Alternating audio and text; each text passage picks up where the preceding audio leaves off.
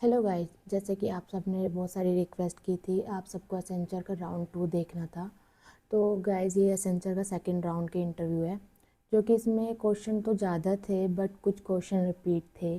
तो जो रिपीट नहीं थे मैंने वही लिखे, जो क्वेश्चन रिपीट थे फर्स्ट राउंड से वो मैंने इसमें ऐड नहीं किए हैं।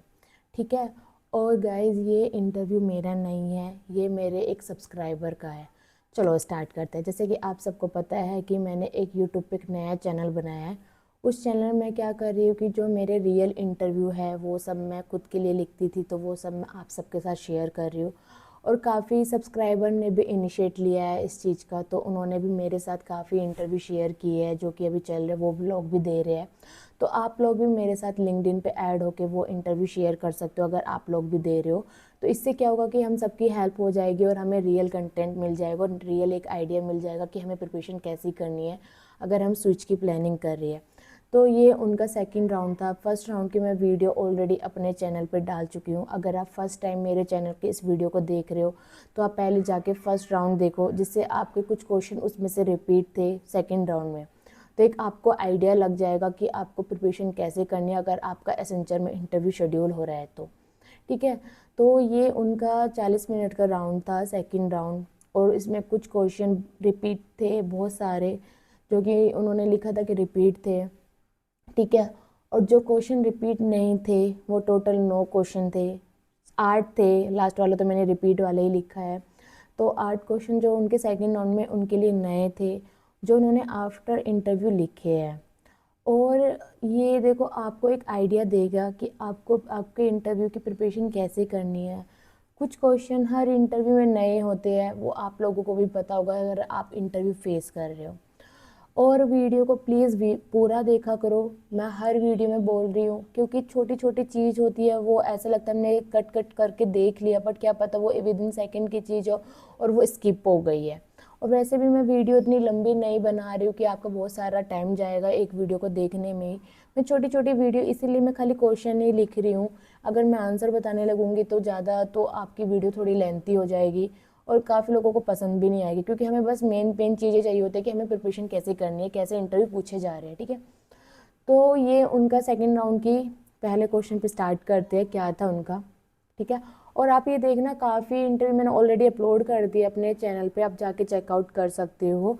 और कितने क्वेश्चन मोस्टली कंपनी में रिपीट हो रहे हैं, जैसे कि जेपी मॉर्गन है, मैंने अपलोड किया है, कैपजेनाई का है। ठीक है, एसेंचर का है, खुद का केपीएमजी का है। काफ़ी इंटरव्यू मैंने शेयर किए हैं और वो बहुत रिपीट हो रहे हैं। ठीक है। तो आप जाके देख सकते हो। तो स्टार्ट करते हैं हम फर्स्ट क्वेश्चन से। तो गाइस, ये पहला क्वेश्चन था, प्लीज़ इंट्रोड्यूस योर सेल्फ। जो कि अगर आप पहले से इंटरव्यू दे रहे हो, आप फ्रेशर हो, आप एक्सपीरियंस हो, आप सीनियर हो, आप एमएनसी का दे रहे हो, प्रोडक्ट बेस का दे रहे हो, आप सर्विस बेस का, किसी का भी कंपनी का आप इंटरव्यू दे रहे हो, ये कुछ क्वेश्चन ऐसे होते हैं कि इसी से हम स्टार्ट करते हैं यार इंटरव्यू देना।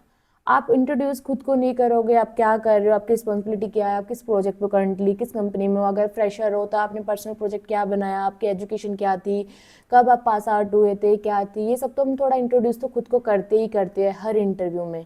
तो ये बेसिक क्वेश्चन होता ही है कि खुद से इंट्रोड्यूस करना अपना, आपको क्या कर रहे हो। और मैं आपको एक चीज़ गाइड करूँगी इसमें, इंट्रोड्यूस करो मैं अच्छी बात है, बट शॉर्ट करो। ऐसे नहीं कि आप पूरा ही एक्सप्लेन कर रहे हो, आप चाहे इसमें फ्रेश हो चाहे इसमें एक्सपीरियंस हो। शॉर्ट लाइन में आप इंट्रोड्यूस करोगे ज़्यादा बेटर रहता है, क्योंकि इंटरव्यूअर ज़्यादा टाइम ऐसे नहीं करते कि आप इस चीज़ को स्ट्रेच करो, काफ़ी खींचो लंबा करके बताओ कहानी की तरह। कोई इंटरेस्टेड नहीं है, क्योंकि ऑलरेडी उनके पास आपका रेज्यूमे है, जो आप उनको बताओगे वो ऑलरेडी आपके रेज्यूमे में मेंशन है। बस वो है, आप नॉर्मल कन्वर्सेशन थोड़ा कंफर्टेबल हो जाओ आप लोग इनके साथ, इसलिए वो दोबारा से पूछते हैं। ठीक है, स्टार्ट करते हैं सेकंड क्वेश्चन से। उनका सेकंड क्वेश्चन था, what is the react reconciliation and how does it work.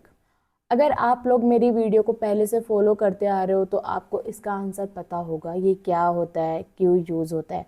हम सबको पता है कि हम वर्चुअल डोम यूज़ करते हैं, पर वर्चुअल डोम रिएक्ट में काम कैसे करता है, क्या यूज़ करता है वर्चुअल डोम, ये हम बोल देते हैं कि वो पूछते हैं कि क्या डिफरेंस है, बल्कि उसके एडवांटेज में भी हम रिएक्ट के बोल देते हैं वर्चुअल डोम, बट काम कैसे हो रहा है उनको वो जानना है, उनको बुक की डेफिनेशन नहीं जाननी, उनको प्रैक्टिकली जानना है चीज़ें हो कैसे रही है। लाइक वर्चुअल डोम मुझे पता है कि रिएक्ट वर्चुअल डोम यूज़ करता है, पर करता कैसे है, क्या यूज़ करता है, कौन सी एल्गो यूज़ करता है। तो ये भी वर्चुअल डोम में हम यूज़ करते हैं रिकंसोलिएशन, लाइक कंपेयर वगैरह करने के लिए एक एल्गो यूज़ करते हैं, डिफिंग एल्गोरिथम, कि अगर जोन सा पार्ट चेंज हुआ उसमें प्री मतलब हमारे रियल डोम और वर्चुअल डोम में कंपेयर करके देन उसमें पुश कर देता है कोड को। तो ये कुछ क्वेश्चन आपको रिपीट भी मिलेंगे जो पुरानी कंपनी में पूछे गए, तो उससे आपको पता चल जाएगा हमें प्रिपरेशन कैसे करनी है और कैसे हमारी प्रिपरेशन चलेगी अभी स्विच के लिए या फ्रेशर के लिए। क्वेश्चन 3 था, what are the advantage and disadvantage of using React. आप फ्रेशर हो, एक्सपीरियंस हो, सीनियर हो, ये भी क्वेश्चन पूछा ही जाता है कि हम रिएक्ट तो यूज़ करते हैं पर उसका एडवांटेज क्या है, उसके डिसएडवांटेज क्या है। आप ये बोल सकते हो कि हम रिएक्ट करते हैं वो कंपोनेंट बेस्ड है, दूसरा उसमें वर्चुअल डोम यूज़ करते हैं, तीसरा हम उसमें यूनिडायरेक्शन डेटा पास करते हैं as a parent to child, ठीक है, वो सिंगल पेज एप्लीकेशन है, ये इसके एडवांटेज हो गए। बट उसका डिसएडवांटेज बोल सकते हो कि वो एक लाइब्रेरी है, फ्रेमवर्क नहीं है, और फ्रेशर के लिए आप बिगनर हो थोड़ा चैलेंजेस होता है कि सीखना, थोड़ा सिंटेक्स समझ नहीं आता इनिशियली, तो ये सब चीज़ें आप डिसएडवांटेज में बोल सकते हो। क्वेश्चन 4 है, what are the disadvantage of JavaScript. जैसे कि आप सबको पता है हम जावास्क्रिप्ट यूज़ करते हैं, पर उसके भी कुछ डिसएडवांटेज होंगे ना, ऐसे तो है नहीं खाली एडवांटेज होते हैं। हम कोई भी लैंग्वेज यूज करते हैं उसके दोनों चीज़ होते हैं, डिसएडवांटेज एडवांटेज। जैसे जावास्क्रिप्ट का हम सोच सकते हैं पावरफुल तो है, बट ये क्या करता है, सिक्योरिटी का इसमें इशू कंसर्न होता है, ब्राउज़र में इशू होता है, काफ़ी ब्राउज़र सपोर्ट करता है क्योंकि अपडेट होता है वर्जन में कोई नहीं करता, इनकन्सिस्टेंसी रहता है, ठीक है। और इसका क्या रहता है, रन टाइम में एरर हम फाइंड कर पाते हैं डायनेमिक टाइपिंग में, तो ये सब इसके इशू है, डिसएडवांटेज है जावास्क्रिप्ट के, और एडवांटेज तो आप लोगों को पता ही है। क्वेश्चन 5 है, how do you manage the asynchronous task in Node.js, कि आप एसिंक्रोनस टास्क को कैसे मैनेज कर सकते हो, लाइक जैसे कि आपके पास promise, call back, async await वगैरह, ये आप बोल सकते हो। क्वेश्चन 6 है, do you have any knowledge of your experience with cloud technology. Guys ये क्वेश्चन मेरे से KPMG के क्लाइंट ने भी पूछा था, और ये उनसे सेकेंड राउंड में एसेंचर में पूछा गया है। तो मुझे इतना आइडिया नहीं था क्लाउड का, बस मुझे थोड़ा बहुत ही पता था, AWS वगैरह हम यूज़ करते हैं, ज़्यादा नॉलेज मुझे भी नहीं थी, तो मैं तो यही बोला था मेरे को ज़्यादा नॉलेज नहीं है। अगर आप लोगों को है तो प्लीज़ मुझे भी थोड़ा बताना, क्योंकि मैंने कभी इस पर इतना ध्यान दिया नहीं है। तो ये उनसे भी क्वेश्चन पूछा गया था कि do you have any knowledge experience with cloud technologies, क्योंकि हम यूज़ तो हम करते हैं, हमें पता है क्लाउड टेक्नोलॉजी हम यूज़ करते हैं बहुत अलग अलग, बट करते कैसे हैं मुझे तो आइडिया नहीं है, आप लोग मुझे बताना इसका। क्वेश्चन 7 है, what are the React hook and why are they use.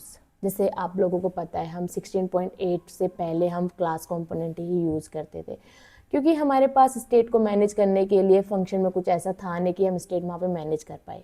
But जब से 16.8 वर्जन आया था, रिएक्ट अपडेशन आया था, उसके बाद से हुक्स ऐड हो गए थे, तो हुक की हेल्प से हम सब कुछ अचीव कर पाते हैं फंक्शन कंपोनेंट में, जो हम क्लास कंपोनेंट में कर पाते थे। और खुद रिएक्ट रिकमेंड करता है कि अब क्लास कंपोनेंट यूज़ मत करो, फंक्शन कंपोनेंट करो, क्योंकि वो थोड़ा इजी सिंटैक्स होता है और समझने के लिए, मतलब क्या होता है ना, जैसे अगर आपको जावास्क्रिप्ट आती है तो सेम जो फंक्शन हम JS में लिखते हैं सेम फंक्शन हम रिएक्ट में ही लिखते हैं, जो सारे, क्योंकि हम जावास्क्रिप्ट का ही सब कुछ उसी के ही वो सब सेट है, तो सब कुछ जो हमने जावास्क्रिप्ट में यूज़ करा सेम कर रहे हैं, तो हमारा आसान हो जाता है लिखना, थोड़ा यूज़ करना, तब से हुक आए है, क्योंकि पहले फंक्शन कंपोनेंट हम यूज़ नहीं करते थे। क्वेश्चन 8 था, what is the use context hook and how does it's work. आप लोगों को अगर पता होगा कि हम स्टेट तो मैनेज कर लेते हैं यूज स्टेट वगैरह से, पर अगर हमें वो स्टेट को पास करना one component to another component, और आपका बड़े लेवल पे प्रोजेक्ट है, आपके प्रोजेक्ट में बहुत सारी फाइल है, ठीक है, एक मल्टीपल फाइल है, और आपको टॉप से लो पे आना है, तो आप सारे क्या कंपोनेंट में पास करोगे क्या, प्रॉप्स।